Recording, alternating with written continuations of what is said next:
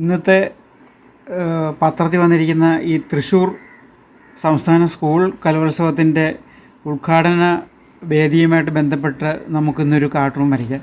അതെങ്ങനെയാണ് ഒരു കാർട്ടൂൺ വരയ്ക്കാൻ തുടങ്ങുന്നതെന്ന് നമുക്ക് ഇത് അതിന്നിട്ട് കണ്ട് മനസ്സിലാക്കാം. അതായത് ഇങ്ങനെ ഒരു പ്രസ്താവനയാണ് അദ്ദേഹം കൊടുത്തിരിക്കുന്നത്. വിദ്വേഷം പ്രചരിപ്പിക്കുന്നവർക്കെതിരെ കല ആയുധമാക്കണമെന്നാണ് മുഖ്യമന്ത്രിയുടെ ആഹ്വാനം. സംസ്ഥാന സ്കൂൾ കലോത്സവം മുഖ്യമന്ത്രി ഉദ്ഘാടനം ചെയ്തു. സത്യം പറഞ്ഞാൽ ഇദ്ദേഹത്തിൻ്റെ പ്രവൃത്തിയും ഈ ഈ ഈ ആഹ്വാനം തമ്മിൽ എന്തെങ്കിലും ബന്ധമുണ്ടോ? തികഞ്ഞ അജഗജാന്തരം വ്യത്യാസമല്ല ഈ പ്രസ്താവനയും അദ്ദേഹത്തിൻ്റെ പ്രവൃത്തിയും തമ്മിൽ. കലാകാരന്മാരുടെ മതം കലയാണെന്നും മതത്തിൻ്റെ കണ്ണിലൂടെ കലാകാരന്മാരെ വേർതിരിച്ച് കാണുന്നവർക്കെതിരെ കേരളം ജാഗ്രത പാലിക്കണമെന്നും മുഖ്യമന്ത്രി പറഞ്ഞു. ജാതിയുടെയും മതത്തിൻ്റെയും വേലിക്കെട്ടുകൾ തകർക്കുന്നതിൽ സ്കൂൾ കലോത്സവങ്ങൾ വഹിക്കുന്ന പങ്ക് വലുതാണ്. വിദ്വേഷം പ്രചരിപ്പിക്കുന്നവർക്കെതിരെ സമാധാനവും സന്തോഷവും ഉയർത്തിപ്പിടിക്കാനുള്ള ആയുധമാക്കി കലയെ ഉപയോഗിക്കാൻ പുതിയ തലമുറയ്ക്ക് കഴിയണമെന്നും മുഖ്യമന്ത്രി പറഞ്ഞു. സംസ്ഥാന സ്കൂൾ കലോത്സവം ഉദ്ഘാടനം ചെയ്തുകൊണ്ട് സംസാരിക്കുകയായിരുന്നു അദ്ദേഹം. അപ്പം ഈ കഴിഞ്ഞ ദിവസമാണ് നമുക്കറിയാം ഒരു കല, അതായത് ഇവരുടെ ഈ ശബരിമല കൊള്ളയെ വിമർശിച്ചുകൊണ്ട് പോറ്റിയെ കയറ്റിയെന്നും പറഞ്ഞൊരു പാട്ട്, അതൊരു കലയാണ്, ഒരു കലയാണ്. ആ പാരഡി പ്രചരിപ്പിച്ചതിനെതിരെ ഈ മുഖ്യമന്ത്രി അടക്കം ഇടതുപക്ഷ നേതാക്കന്മാരും അവരുടെ അണികളും സൈബർ ഗുണ്ടകളും കൂടെ എന്തെല്ലാം കോലാഹലങ്ങളാണ് ഇവിടെ ഉണ്ടാക്കിയത്. അദ്ദേഹത്തിനെ അറസ്റ്റ് ചെയ്ത് പീഡിപ്പിക്കാൻ വരെ ഇവർ ശ്രമിച്ചു നോക്കി. പക്ഷേ പല കാരണങ്ങൾ കൊണ്ട് സമൂഹത്തിൻ്റെ എതിർപ്പ് കാരണം അത് നടന്നില്ല. അതാണ് സംഭവിച്ചത്. ഇവർക്കെതിരെയുള്ള കലകൾ ഇവർ അംഗീകരിക്കത്തില്ല. ഇവരുടെ അനുകൂലമായിട്ടുള്ള കലകൾ മാത്രമേ ഇവർ അംഗീകരിക്കത്തുള്ളൂ. പക്ഷേ അദ്ദേഹം പറയുന്നത് വിദ്വേഷം പ്രചരിപ്പിക്കുന്നവർക്കെതിരെ കല ആയുധമാക്കണമെന്നാണ് അദ്ദേഹം പറയുന്നത്. ഇതിൽ തന്നെ ഈ പാരഡി ഉണ്ടാക്കിയതൊരു മുസ്ലിം പൗരനാണ്.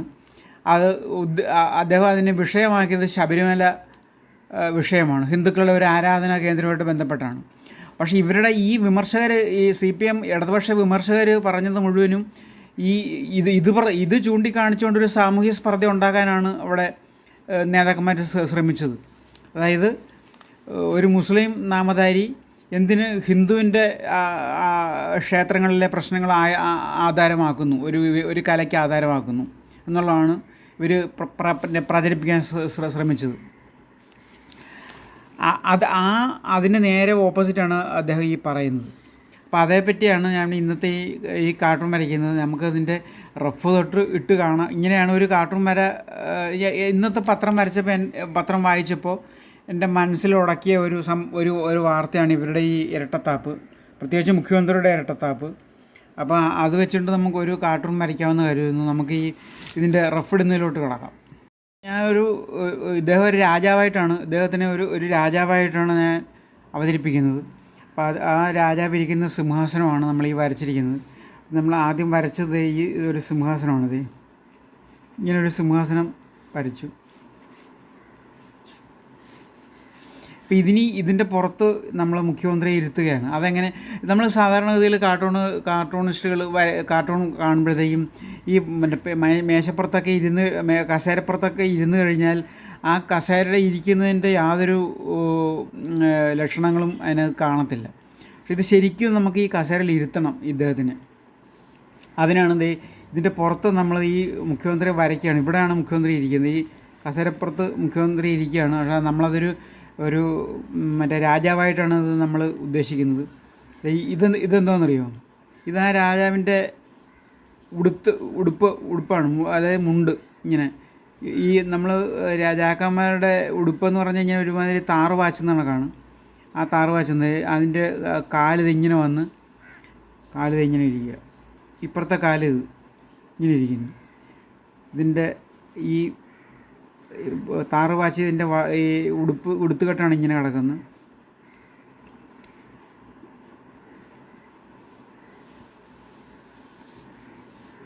അദ്ദേഹം ഇരുന്ന് കഴിഞ്ഞു. അതിൻ്റെ ചുളിവുകളൊക്കെയാണ് ഈ കാണുന്നത്. നമ്മളിങ്ങനെ ഇരുന്നു. ഇവിടെ കാല് വരയ്ക്കണം. കാലിൻ്റെ ആ ഒരു പെർസ്പെക്റ്റീവ് നമുക്ക് ഇതാക്കണം. കാല് മുന്നോട്ടിരിക്കുകയാണ്. അപ്പം ഇത് ഇങ്ങനെ വെച്ചിട്ട് ഇത് ഇങ്ങനെ വെച്ചാൽ നമുക്ക് ഈ രാജാക്കന്മാരുടെ ചെരുപ്പിനൊരു പ്രത്യേകത ഉണ്ടല്ലോ, ഇങ്ങനെ മേളിലോട്ട് പൊങ്ങി. അങ്ങനെ നമ്മൾ കണ്ടിരുന്നു, നമ്മളാരും രാജാവിനെ ഒന്നും കണ്ടിട്ടില്ല. അപ്പം നമ്മൾ ചിത്രങ്ങളിലൊക്കെ കണ്ടിരിക്കുന്നത് ഇങ്ങനെയാണ്. അപ്പോൾ അത് കണക്കാൻ ഇപ്പുറത്തെ ഈ ചെരുപ്പ് ഇത് ഇങ്ങനെ ഈ തുമ്പ് ഭാഗം ഇങ്ങനെ പൊങ്ങി നിൽക്കും.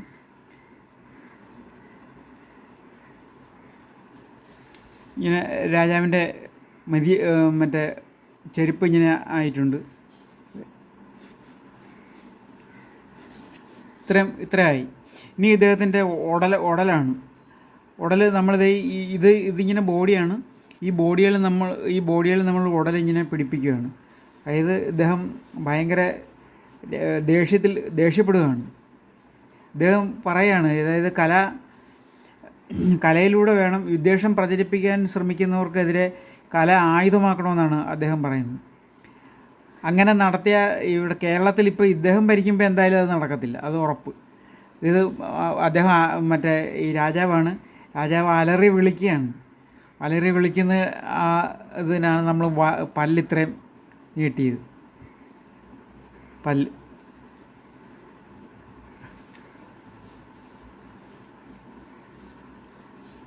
ഇപ്പോൾ ഈ പിണറായിയുടെ മുടിയല്ല നമ്മൾ വരയ്ക്കുന്നത്. അതായത് ഒരു രാജാവാണല്ലോ, അപ്പോൾ നമുക്ക് അദ്ദേഹത്തിൻ്റെ ഒരു കിരീടം വരയ്ക്കാം. കിരീടം എന്ന് പറഞ്ഞാൽ തലയെക്കെട്ട് കണക്കാണ്.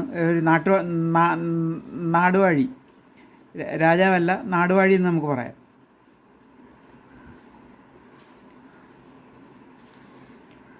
ഇത്രയും ഫേസായി. നമുക്ക് ഇവിടെ വേണമെങ്കിൽ ഒരു ഇതും കൂടെ കൊടുക്കുക, ഈ നാടുവാഴിക്ക് ഒരു കിരീടത്തിലൊരു ഇത്. അപ്പോൾ ഇത്രയും സംഭവം ശരിയായി.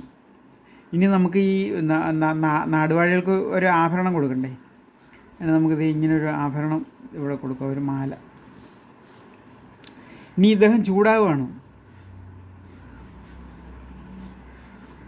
കൈ ഇങ്ങനെ നമ്മൾ പ്രത്യേകം ശ്രദ്ധിക്കേണ്ടത് ഏത് വരയ്ക്കുമ്പോഴാണെങ്കിലും ഈ കൈ വരുന്നത് കറക്റ്റ് തോളത്തുനിന്ന് തന്നെയായിരിക്കണം. നമ്മുടെ ശരീരത്തിലേക്ക് നോക്കിയാൽ നമുക്കറിയാം നമ്മുടെ കൈ രണ്ടും ഉത്ഭവിക്കുന്നത് നമ്മുടെ തോളത്തു നിന്നാണ്. അപ്പോൾ അതുകൊണ്ട് നമ്മൾ ഈ തോളത്തു നിന്ന് തന്നെ കൈ തുടങ്ങുന്നു. ഇവിടെ ഈ അദ്ദേഹത്തിൻ്റെ മെയ്യാഭരണങ്ങളാണ് ഈ കാണുന്നത്. അത് ദേഷ്യപ്പെടുകയാണ് ഇങ്ങനെ. നമുക്കറിയാമല്ലോ ഈ രാജാക്കന്മാർ ആരെവിടെ എന്നും ചോദിച്ചുകൊണ്ട് പറയത്തില്ല, നമ്മൾ ചില സിനിമയിലും നാടകങ്ങളിലൊക്കെ കണ്ടിട്ടുണ്ട്. അപ്പോൾ ഈ സിംഹാസനത്തിൻ്റെ ഒരു കൈ ഇവിടെ വരും, ഇവിടെ ഇങ്ങനെ വളഞ്ഞിരിക്കുകയല്ലേ. നമ്മൾ ഇപ്പുറത്തതുപോലെ തന്നെ ഒരു ഹാൻഡ് റെസ്റ്റ് ഇവിടെയുണ്ട്. അപ്പോൾ ഇവിടെ ഇദ്ദേഹത്തിൻ്റെ കൈ ഇവിടെ വന്നിട്ട് ദേഷ്യം പിടിച്ച് കൈ ഇങ്ങനെ ചുരുട്ടി പിടിച്ചിരിക്കുക.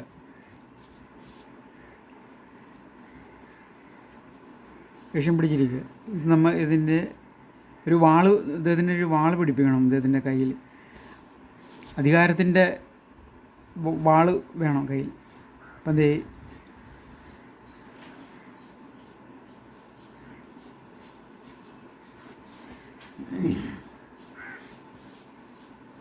ഇത്രയായി. ഇനി നമുക്ക് ഈ രാജാക്കന്മാർക്കൊരു ഉത്തരീയം കാണും എപ്പോഴും. മിക്കവാറും ഈ ഒരു മേൽമുണ്ട് കണക്കൊരു സംഭവം ഇങ്ങനത്തെ ഇത് കേൾക്കും. അപ്പോൾ അത് നമുക്കത് ഇവിടുന്ന് ഇങ്ങനെ കൊടുക്കാം. ഇത് നമ്മൾ പേന വെച്ച് വരയ്ക്കുമ്പോഴത്തേക്ക് നമുക്ക് ഈ വേണ്ടാത്ത ഈ ഭാഗങ്ങളങ്ങ് മാച്ച് കളയാം. അപ്പോൾ ശരിക്കും ഇത് കാണാൻ പറ്റും. ഇപ്പോൾ ഇത് മേളി കിടക്കുന്നതുകൊണ്ട് അത് ശരിക്കും അറിയത്തില്ല. ഇപ്പോൾ ഇതിൻ്റെ മറ്റേ കോന്തല അത് ഇങ്ങനെ നടക്കും. ഇതിലിവിടെ വന്ന് ഈ കൈയുടെ ഇതിലൂടെ കയറി ഇങ്ങനെ നടക്കും. അപ്പം നമ്മൾ ചെയ്യുമ്പോഴത്തേക്ക് എല്ലാത്തിനും ഒരു കണക്ഷൻ വേണം. അല്ലാണ്ട് വെറുതെ അങ്ങ് പാതി വരി ഇട്ടിട്ട് പോവുകയല്ല. എല്ലാ സംഭവത്തിനും ഒരു കണക്ഷൻ വേണം.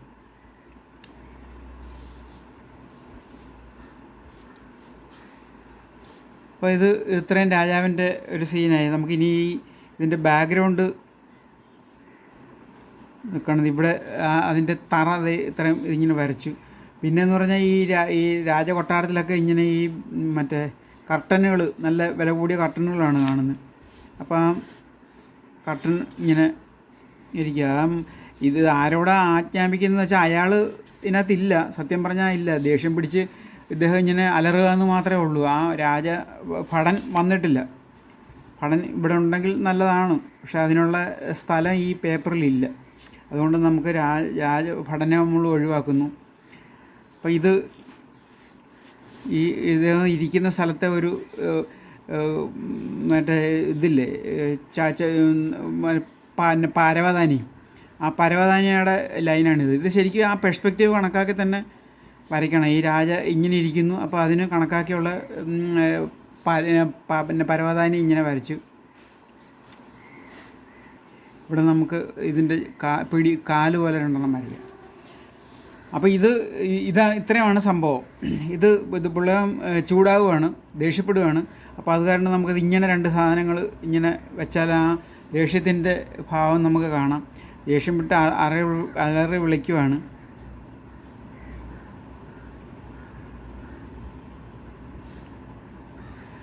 അപ്പോൾ ഇനി ഇതിൻ്റെ ഡയലോഗാണ് ഇത് നമ്മൾ ആ പത്രത്തിൽ കണ്ട വാർത്തയാണ്.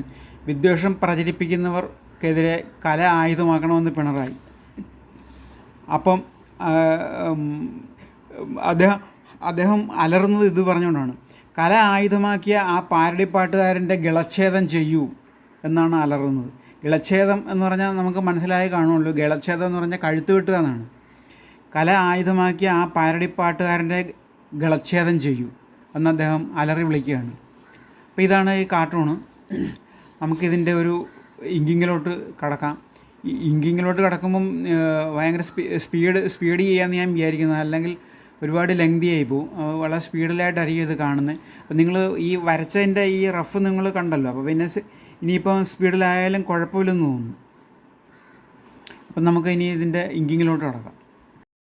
അപ്പം നമുക്കിതിൻ്റെ ഇങ്കിങ്ങിലോട്ട് കടക്കാം.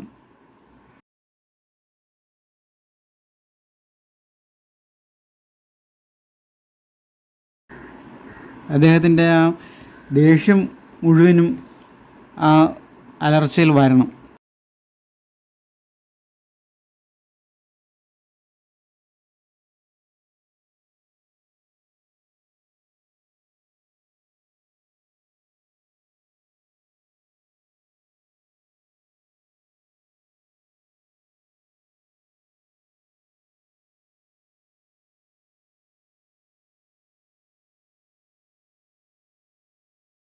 ചെയ്യുന്നത്. അപ്പം ഇനി നമുക്ക് ലാസ്റ്റായിട്ട് ഈ വരച്ച ആളിൻ്റെ പേരും കൂടെ ഒന്ന് വെച്ചേക്കാം, അല്ലെങ്കിൽ പിന്നെ അതൊരു തെളിവല്ലാതായാലോ. അപ്പം നമുക്കിനി ഇതിൻ്റെ വാർത്താ ശകലവും മേളിൽ വെച്ചിട്ട് ഇതിൻ്റെ മറ്റേ കമൻറ്റും കൂടെ കമ്പോസ് ചെയ്ത് ചേർത്ത് കഴിഞ്ഞത് ലാസ്റ്റ് നമുക്ക് ഒന്നുകൂടെ കാണാം. എല്ലാ മാന്യ പ്രേക്ഷകർക്കും ഈ വീഡിയോയിൽ നിന്ന് ഇവിടെ പറയുന്നു. കാർട്ടൂണിസ്റ്റ് ഹക്കു. കാർട്ടൂണിൻ്റെ ഫൈനൽ രൂപമായിട്ടുണ്ട്. വിദ്വേഷം പ്രചരിപ്പിക്കുന്നവർക്കെതിരെ കല ആയുധമാക്കണമെന്നാണ് മുഖ്യമന്ത്രി പറഞ്ഞിരിക്കുന്നത്. അതായത് നമ്മുടെ മുഖ്യമന്ത്രി തന്നെയാണ്, ഒരു നാട്ടു രാജാവാണ്. അദ്ദേഹം അലറുവാണ് കല ആയുധമാക്കി ആ പാരടി പാട്ടുകാരൻ്റെ ഗളച്ഛേദം നടത്താൻ.